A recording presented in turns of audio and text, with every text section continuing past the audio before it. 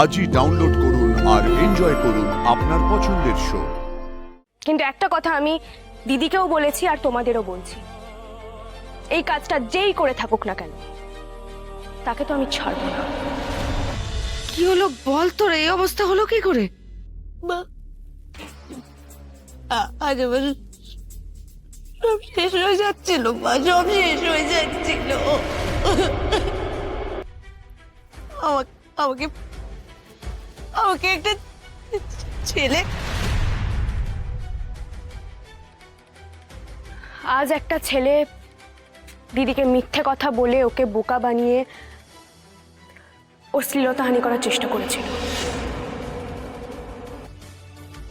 কিন্তু লাকিলি আমি লাস্ট মোমেন্টে পৌঁছে যাই আর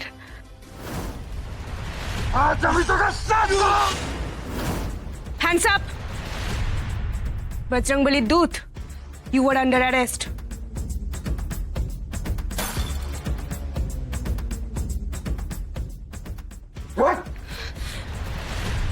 টেনশন করো না, ছেলেটা দিদির কোনো ক্ষতি করতে পারেনি। আমি দিদিকে সেফলি ওখান থেকে বের করে নিয়ে এসেছি। সেফলি? যা কিছু হয়েছে তার জন্য তুই দায়ী। মা, ওটি তো আমাকে নিয়ে এলো, মা। ওর জন্য তো আজকে আমি এখানে এসেছি, ওই আমাকে বাঁচিয়েছে। তুমি প্লিজ এখন আর এসব বলো না, প্লিজ। সুচি, তুই কিছু বুঝিস না তাই এত কথা বলছিস, কিন্তু আমি খুব ভালো করে বুঝতে পারছি রোহিত আমাদের উপর বদলা নেওয়ার জন্য প্ল্যান করে তোর এত বড় ক্ষতি করার চেষ্টা করেছে। এই যে তোর আদরের বোন, তোর জন্য এসব কিছু হয়েছে। তুই যদি সেদিনকে রোহিতকে থানায় মারতে মারতে না নিয়ে যেতিস, না অ্যারেস্ট করতিস, তাহলে একের পর এক বিপদ এভাবে আমাদের উপর আসতো না। তোর জন্য অঞ্জলি, তুই চুপ কর, সব কথা। অঞ্জলি, একটা বাজে কথা বলবে না, তুমি একটা বাজে কথা বলবে না। বাবুইকে দোষ দিচ্ছ, আর যদি বাবুই না থাকতো তোমার বড় মেয়ের কি দশা হতো তুমি বুঝতে পারছো? আর যা কিছু হয়েছে তার জন্য বাবুই দায়ী নয়, দায়ী তোমার লোভ।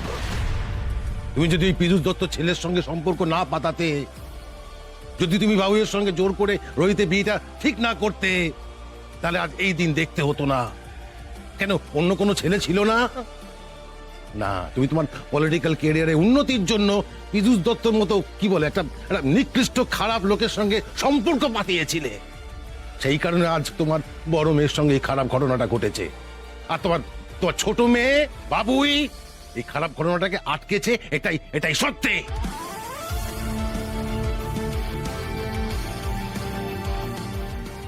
অঞ্জলি, এখনো সময় আছে, নিজেকে শোধরাও, না হলে কি? প্লিজ তোমরা একটু চুপ কর। Please।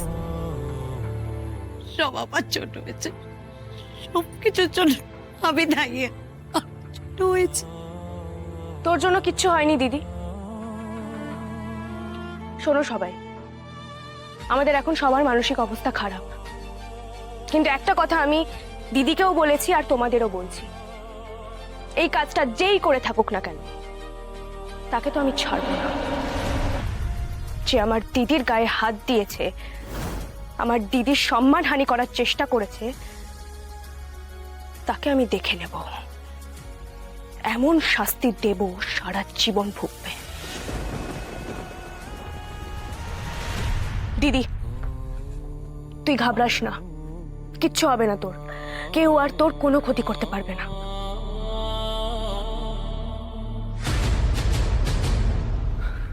আমি আসছি মা। কোথায় যাচ্ছিস বাবা? যে ছেলেটাই নোংরামি করেছে সে ধরা পড়েছে, তাকে আমি কোর্টে তুলব। দেখ বাবুই, আমি কি বলছি শোন, তুই যদি ওই ছেলেটাকে কোর্টে নিয়ে যাস না, তাহলে সুচিকেও কোর্টে গিয়ে দাঁড়াতে হবে। সবাই ব্যাপারটা জেনে যাবে, পাঁচ কান হবে, তখন কি অবস্থা হবে বুঝতে পারছিস? দেখ আমি কি বলছি, মানে সুচির তো কোনো ক্ষতি হয়নি, তাই না? আমি কি বলছি, তুই না ব্যাপারটা ভুলে যা আর এটা নিয়ে আর পাঁচ কান করিস না, জল ঘোলা করিস না। তুমি এটা কি বলছো মা? জল খোলা করবো না মানে? মা, সমস্যাটা কিন্তু দিদির নয়। যে দিদির সম্মানহানি করার চেষ্টা করেছে সমস্যাটা তার। আর একটা কথা ভুলে যেও না, আমি একজন পুলিশ। আর সব থেকে বড় কথা, আমি একটা মেয়ে। আরেকটা মেয়ের সাথে অন্যায় হতে দেখো আমি চুপ করে থাকবো? আর যদি আজকে আমরা চুপ করে থাকি তাহলে ওই ক্রিমিনাল গুলো আরো সাহস পেয়ে যাবে, আবার এই ঘটনা ঘটবে। সেটা তো আমি হতে দেব না মা। ওকে আমি শাস্তি দেবই।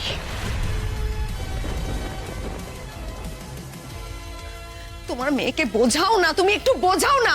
ব্যাপারটা জানাজানি হয়ে গেলে লোকে তো ছিছি করবে, কত সমস্যা হবে, বুঝতে পারছো না? যারা ছিছি করা তারা এমনি করবে মা। লোকের কথায় পাত্তা দিলে জীবন চলবে না। আর একটা কথা তুমি আমাকে বলো তো, তুমি তো কাউন্সিলর। একটা ছেলে তোমার মেয়ের গায়ে হাত দিল, তুমি কোনো স্টেপ নেবে না? নিজের মেয়ের সাথে হওয়া অন্যায়ের বিরুদ্ধে যদি রুখে দাঁড়াতে না পারো তাহলে সাধারণ মানুষকে কিভাবে প্রোটেকশন দেবে তুমি মা? একটা ফালতু ছেলে আমার দিদির গায়ে হাত দিল, তুমি তার এগেইনস্টে কোনো স্টেপ নেবে না? আমি তো নেব।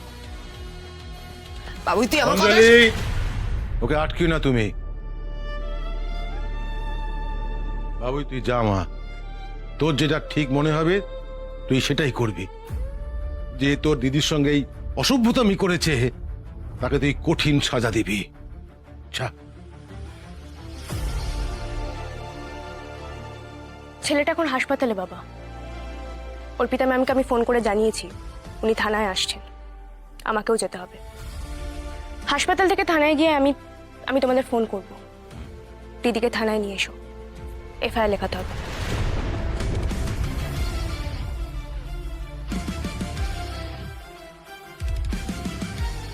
অঞ্জলি, তুমি বাবুর উপর অযথা রাগারাগি করছো। আমি তোমাকে আবারও বলছি, এখনো সময় আছে, নিজেকে শোধরাও। আর হ্যাঁ, তোমার ছেলেকেও মাঝে মধ্যে একটু শাসন টাসন করো, নাহলে ভবিষ্যতে তোমার হাত থেকে সবটা বেরিয়ে যাবে। আর অনেক কিছু ঘটে যেতে পারে কিন্তু, যা তুমি আটকাতে পারবে না। সুচি মা, চল ঘরে চল মা, একটু বিশ্রাম নেবে। চল।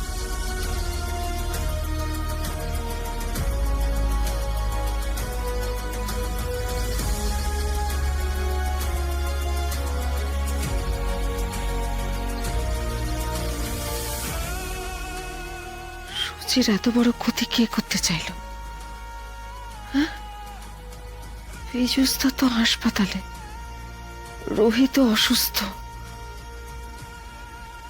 পার্টির কারোর হাত নেই তো? পুরোটা মনিটর যদি তুমি করো তাহলেই পুরো বিষয়টা বুঝতে পারবো। Binita, any update? ম্যাম, আমরা স্পটে পৌঁছানোর আগেই বজরংবলী দূত ওখানে পৌঁছে গিয়েছিল। লোকটা ছেলেটাকে খুবই মেরেছে, আর আমরা লোকটাকে ধরার চেষ্টাও করেছিলাম। হ্যাঁ ম্যাম, কিন্তু লাস্ট মুভমেন্টে সে পালিয়ে যায়। ও গড।